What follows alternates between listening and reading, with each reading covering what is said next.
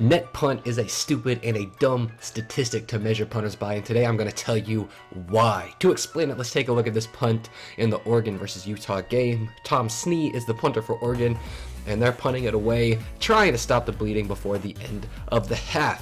Without a doubt, the coaches wanted this to be a fair catch or probably put out of bounds, but unfortunately neither of those things happened. But what Snee gets off is a pretty good 46-yard, 4.4 second hang with about 9 yards from the sideline. And as we're kind of watching the coverage unit run down, we think, okay, this is going to be a pretty easy stop because almost no one is getting blocked. So as the returners are catching it, two people are directly in his face. Well, the long snapper doesn't hold his water and also doesn't stay in his lane or take a shot, so he completely takes himself out of the picture with little more than just a swipe at the returner.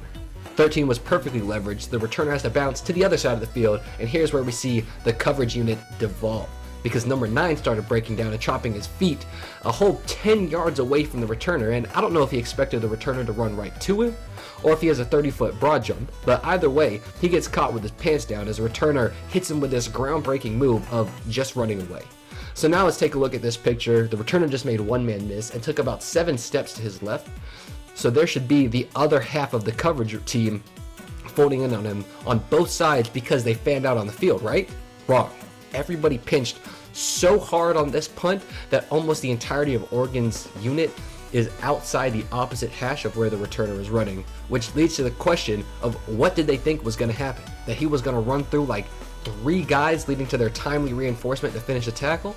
I mean, no offense, but this guy isn't Derrick Henry, so likely he may bowl over one guy, but his best strategy is more often than not just going to be trying to not get touched at all. So moral of the story, the returner takes it all the way from there back to the house, and it isn't even close to being the punter's fault.